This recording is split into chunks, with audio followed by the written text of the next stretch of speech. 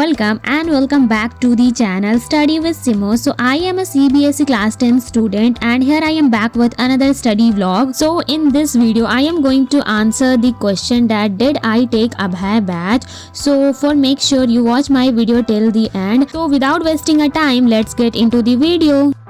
Okay guys, let's start this video with my class 10 journey, not journey क्योंकि अभी class 10 तो I know कि and नहीं हुआ है, बट हाँ अभी तक मैंने क्लास 10 में क्या क्या गलतियाँ की है, किस तरीके से प्रिपरेशन की है एंड आगे का मैंने क्या सोचा है, मैं सब इस वीडियो में डिस्कस करने वाली हूँ।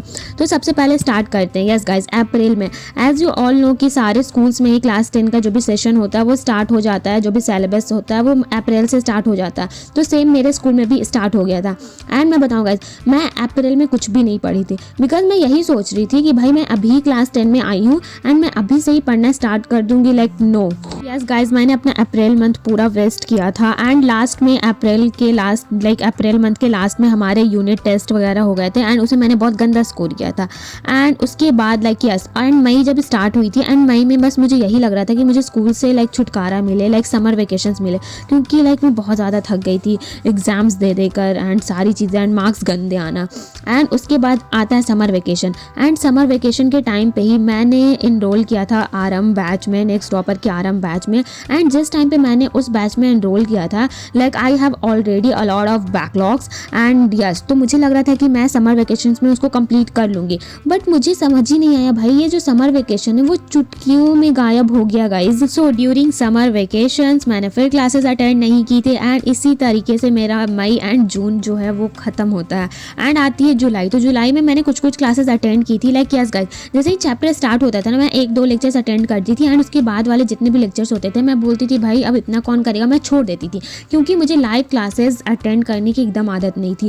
एंड उसके बाद आता है गाइस अगस्त एंड अगस्त में मेरे स्कूल में जो भी हाफ ईयरली के एग्जाम्स होने वाले थे उसका आता है रूटीन एंड रूटीन देखने के बाद मुझे बहुत ही बड़ा सदमा लगता है क्योंकि तब मुझे रियलाइज़ होने लगता है कि हाँ मैंने अपना पूरा साल वेस्ट किया है, नॉट पूरा साल बट हाँ मैंने अपना 5-6 महीना जो भी था 3-4 महीने मैंने उसको वेस्ट कर दिया है। 15 अगस्त एंड सारे प्रोग्राम के बाद अब मेरे अंदर एक टेंशन होने लगी थी अबाउट हाफ ईयरली एग्जाम्स। तो अब मुझे लग रहा था कि मुझे जो भी लाइव क्लासेस हो रही है मुझे अटेंड करनी चाहिए एंड जब मैं अटेंड करने बैठी तब मुझे पता चला कि मैथ्स और साइंस में जो मेजॉरिटी ऑफ द चैप्टर्स है वो हो गए हैं, बट गाइज एक प्लस पॉइंट है मेरे लिए यहाँ पर सोशल स्टडी की बहुत सारे चैप्टर्स बचे हुए थे एंड जिस टाइम से मैं कंसिस्टेंट होना स्टार्ट हुई लाइव क्लासेस में तो उस टाइम दिगराज सर ने भी अपनी स्पीड पकड़ी थी। एक दिन में 2 क्लासेस एंड मैंने सारे क्लासेस अटेंड किए सोशल स्टडी के जो कि लास्ट में हो रहे थे एंड हाँ जो पहला बैकलॉग था वो तो था ही एंड उसमें मैंने कुछ कंप्लीट किया, बट मैथ्स और साइंस यस गाइस, मैथ्स और साइंस में मेरे अभी भी बहुत ज़्यादा बैकलॉग्स हैं।